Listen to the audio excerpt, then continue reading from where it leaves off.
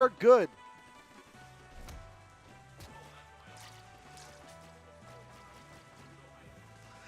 Taunt to get rid of it.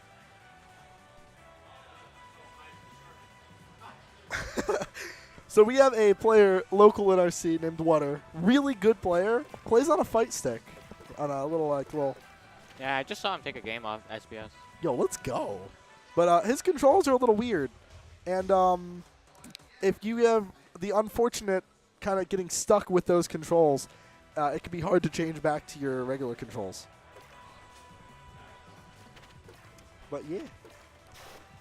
So this is exciting. I know Bread has been wanting, like a lot of people in our scene are getting to that point where we can challenge some of these better players, like Fatty and stuff. And Bread really wants to show himself here. Really wants to do well against Fatty, do well in this tournament. And Fatty's no slouch. He's a scary player, man. He's good. So both these players want to make it far, and well, they're in each other's way. So I'm excited to see what happens. Yeah, both these players actually took a set off me this season, but at the same tournament I beat them in loser. So. But like that shows just how like these are good players. These are threats. So to have them going against each other here is kind of wild. But that's what you get in winners round too. Like you get past some of the other players. I got scared because I saw the Orcane fly off stage with a side B. But no, we are back in neutral, back on stage. Yeah, I know Fatty has a pocket Orcane, so he should know this matchup pretty well. And it's gotten decent too. I played with Fatty a little bit over like last week, and his Orcane has a decent ground game, a good neutral game too. Its recovery was kind of but that's not something that well, it might be useful to know how to recover well with Orcane to fight an Orcane because you know what they want to go for. But Fatty looks like he's not a slouch when it comes to hitting Orcane off recovery. Yeah, Fatty actually uses his down B a lot, and he already got parried from it once, so I want to see if Bread is able to parry more of those. Just kind of keep it up. Yeah. And no, I've definitely seen him do it. It's a relatively... Ooh, that was a nice parry. That was a really good parry. It's one of those tools where it's strong, in neutral especially, like, to keep people out. But if you're throwing it out there, like, just randomly, or when the opponent's far away, they can react to the first two spikes and just run up and parry the third one pretty consistently. Like, you have a lot of time, so. Fair's going to take it, and even game again. Perfectly even on top of that. We're going to surf the bubbles there with Kragg. Oh, never see he's it again. doing it again. He has to stop doing that. So, yeah, Brett's just waiting and just sees him start it in neutral and says, oh, okay, so I'm just going to parry the third spike because it's big and it's coming. So Kragg's actionable after, like... That was a really good. That was Puddle side B, right? So had a little more knockback, a little more oomph. Yeah. But yeah, Kragg's actionable after the second spike, I want to say. Maybe like in the middle of the first and second spike. But yeah, but it doesn't matter because Red can parry the third spike and puts him in a helpless. And there we saw awkwardness, just awkwardness. Bread used his side B to hit the rock, and if you hit the rock, you don't go into any special again. fall. Yeah. Or, yeah, he doesn't go into free fall. And it's good. Like, it allows you to do so much. Ooh, good parry.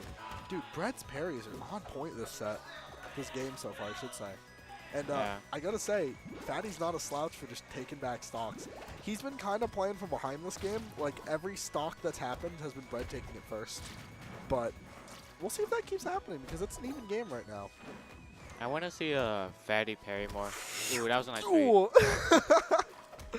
And up absolutely, air, he's dead. He's Fatty's definitely been taking the aggressor approach here, and that's fine. Yeah, like Fatty's like more known to be really good at parries, but he hasn't been doing it here. He hasn't really gotten a chance. No, he's been throwing out buttons first, I think, a lot. Yeah, Fatty parrying. That's how I think he beat a set off me, and he's taking like games off SBS and stuff like that. Oh wow. Yeah, it's true. Fair enough, and I can totally see it. When Fatty's playing on, if you just overextend, overcommit on him, he'll parry you almost every time, which is kind of good. Ooh, like weak hit a back air or something. It was awkward, but yeah, back air actually does 9%. I'm not sure on the weak part, but I know the actual back of Kragg does 9%. That's good. And it doesn't do that much knockback too, from what I've seen. Like it sets up really well for like a combo, as opposed to if you die in, down B spike is true, and like some other stuff like forward air. Dude, player one is the best poke. No, they're both really, really solid players. I'm not sure about the set count here. Like in this The season. total? Yeah. So this season, I'm pretty sure there hasn't been a set win for Bread. So it's definitely Fatty favor at least 1 or 2 sets. Okay. So it will be an upset if Bread wins it. But they've had really close sets. From what I've watched this season, they've gone to last game pretty often, which is really good, you know? There we see it again. Bread kind of just patient. He's waiting, you know? Yeah, and that's what Bread needs to win against Fatty. He needs to parry like everything he can. Just let Fatty pick the first option and then punish it with a parry. Because Kragg, when he's forced to approach, I feel a lot worse. Yeah, Bread needs to stop overextending. Like he did the puddle up smash when Kragg was at 40%, which wouldn't have killed. Best case scenario would have gotten some damage. And he lost his stock because of it, yeah. Especially when he has a lead. Playing with a lead is an awkward situation, understandably, but I'm used to it. What? Oh, I see how it is. Okay, it's like I'm used to being 3 stocks ahead. It's fine. No, but no, it's exactly what it is. You get used to it over time. And playing with a lead is such a different game, you know. Yeah. You go for safe things. You go for pokes. You're not trying to beat out your opponent necessarily neutral. No, you're letting your opponent kind of dig their grave. And with that, we are in a stock lead here for Bread, but not by much. I was a little scared about him going over the spawn platform because an up air could have easily taken out the stock, or a few up airs could have taken that, right? Yeah. That was good on Bread to not go to the puddle, but also good on Fatty to recognize that and take the stock for it. And now it's back to even and again. Catch, honestly, it was a short side B too, so Fatty caught that. The jab down tilt, baby. If you DI and Kragg, you're going to get hit. DIing in is a scary thing against heavies in general, or anyone in general in this game, right? But against Kragg, ooh, he couldn't tech because of Air Armada. Yeah. It like sent him at an angle below the stage. Yeah. So that was 2-0, 2-0 for Fatty.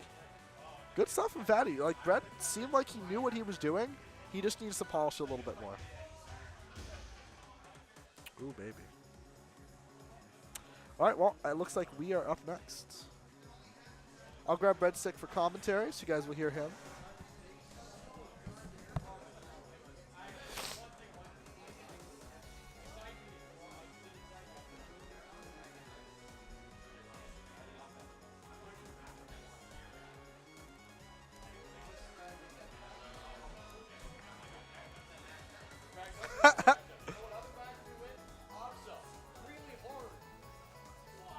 Wow, are you are you trying to say that Kragg is a good character?